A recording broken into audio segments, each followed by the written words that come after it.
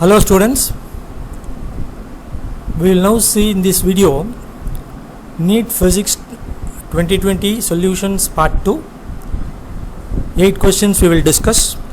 Already part 1 was over, you might have enjoyed it. Now part 2.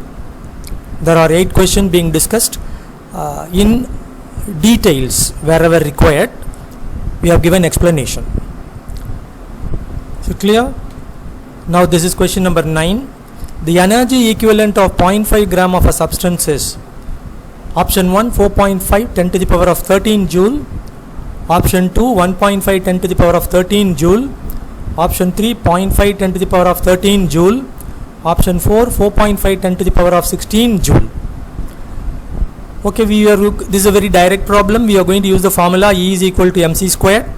M is given to be 0.5 gram, convert into kilogram, so multiply by 10 power minus 3.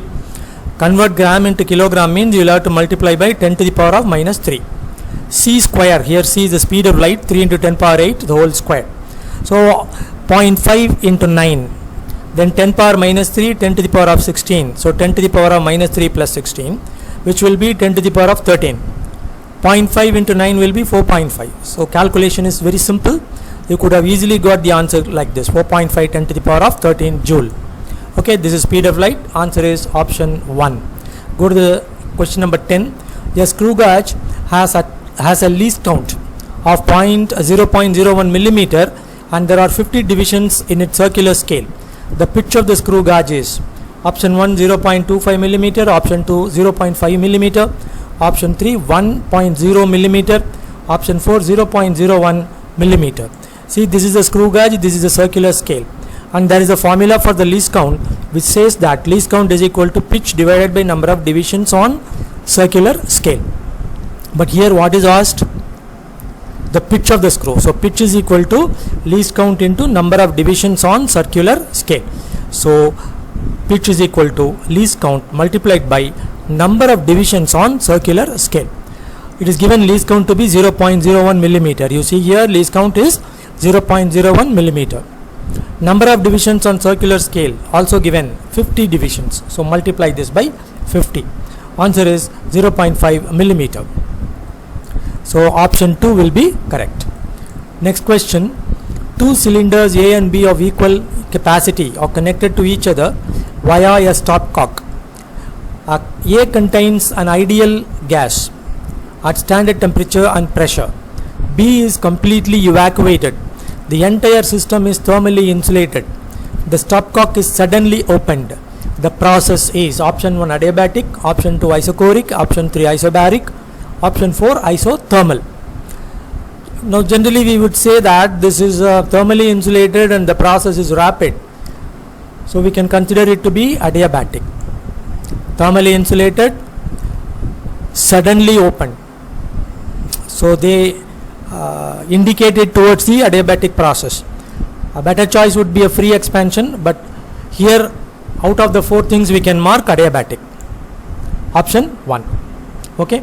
The next one is question number 12. A cylinder contains hydrogen gas at a pressure of 249 kilopascal and temperature 27 degrees C. Its density is R is given to be 8.3 joule per mole per Kelvin. 4 options. Option 1 0.2 kilogram per meter cube, option 2 0.1 kilogram per meter cube, option 3 0.02 kilogram per meter cube, option 4 0.5 kilogram per meter cube. Okay, now from kinetic theory of gases you know PV is equal to nRT, n number of moles, right, which is given by actual mass of the gas by molecular mass. Is it clear? Now PV is, for n you can put m by m, this RT as it is. But density is small m, that is the mass of the gas by the volume it occupies. From this, small m by V is mp by RT. M molecular mass 2 into 10 to the power of minus 3. Pressure 249 10 power 3 given here. Kilo no, so 10 power 3 by R 8.3 in SI.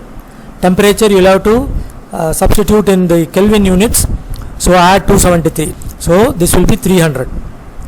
So on simplification you will get 1 by 5, which is 0.2 kilogram per meter cube. Okay, option 1 would be correct. Then go to the next problem, problem number 13. When a uranium isotope 92U235 is bombarded with a neutron, it generates 36 krypton 89 and 3 neutrons. Option 1 40 ZR91, option 2 36 krypton 101, option 3 36 krypton 103, option 4 56 barium 144. See, in this is a fission reaction. In a nuclear fission reaction, all the lower numbers before this fission should tally all the lower numbers after the fission. Lower numbers will indicate charge. Okay, 92 means 92 units positive. They represent proton number. Okay, the numbers above, they represent mass number. So left side, they should add up to the same value as the right side. Then only the fission reaction will be a valid one. 3 neutrons are there. That means the lower number is 0 here, upper number is 3 here. Please note that. Plus Q should come anyhow. So we now just proceed. Z is equal to, because 92 plus 0 is equal to 36 plus Z. So Z is equal to 92 minus 36, which is 56. Z means this atomic number, whichever comes in the lower side. So out of the 4, 56 is here. Here 56 you are getting, no, the 56 is here. So you can quickly decide that this is the correct answer. But anyhow, it's better in case of some other question, you may have to require or you may have to check the upper numbers also. So when you do that, 1 plus 235 is equal to 89 plus A plus 1. This one you can cancel. So A would be equal to 235 minus 89, 144. So you see here also you are getting 144. So answer 4 would be correct. But this equation is directly given in the NCERT book. So you can, if you have come across it, you can even say that 56 barium 144. This is given in NCERT. So correct answer would be option 4. A charged particle having drift velocity of 7.5 10 to the power of minus 4 meter per second in an electric field of 3 into 10 to the power of minus 10 volt per meter has a mobility in meter squared per volt per second mobility in this unit of mobility of so much. So option 1 2.5 10 power 6, option 2 2.5 10 power minus 6, option 3 2.25 10 to the power of minus 15, option 4 2.25 10 to the power of 15. Okay, mobility definition we know. What is the mobility definition? Mobility is defined as drift velocity per unit electric field. Okay, so directly we can do. Mobility is asked, drift velocity is given 7.5 10 to the power of minus 4, and then electric field is given 3 into 10 to the power of 3 into 10 to the power of minus 10. Simplify, you will get this as 2.5 10 to the power of 6 meter square per volt per second. Suppose if you, even if you do not know the definition of mobility, you can manage this problem. How? Look at the unit, meter square per volt per second. This is meter per second, this is volt per meter. So unit wise, this unit should be divided by this unit, so that you will get this unit. Okay, therefore this number should be divided by this number to get the answer. Suppose you do not know the definition of mobility, because he gave the unit of mobility here itself. So you can compare the units and say what should be, and you can decide what should be done. Okay, so next question, question number 15. Taking into account of the significant figures, what is the value of 9.99 meter minus 0.0099 meter? 4 options. Option 1 9.98 meter, option 2 9.980 meter, option 3 9.9 meter, option 4 9.9801 meter. Okay, see here we have to follow a rule whenever we want to operate with significant figures. In multiplication or division, the final result should retain as many significant figures as are there in the original number with the least significant figures. But here we are not multiplying or dividing, it's only subtracting. So in addition or subtraction, the final result should retain as many decimal places. Here significant figures. Here decimal places as are there in the number with the least decimal place. Number with the least decimal place is this 2 decimal place. This is 4 decimal place. So after subtracting, you should only have in the final answer 2 decimal places. This is by the rule, second rule, which is mentioned here.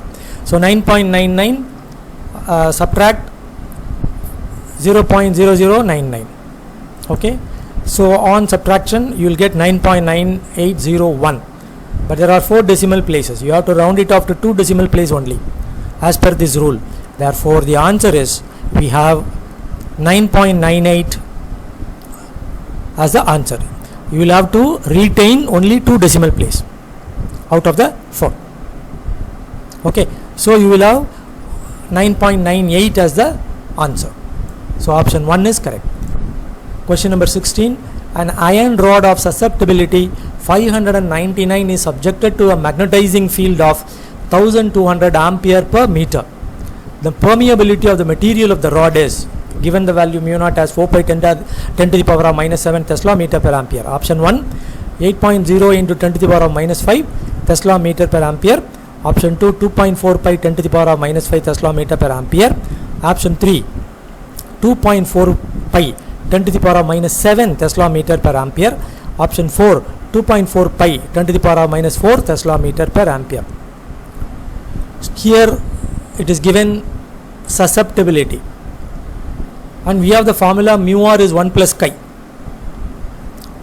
Okay, mu r is 1 plus chi, but we know mu as mu naught mu r. Mu naught you write as it is, mu r 1 plus chi, but chi is susceptibility. 599 plus 1 600. Mu naught 4 pi into 10 to the power of minus 7. So 4 into 6 24 pi 10 to the power of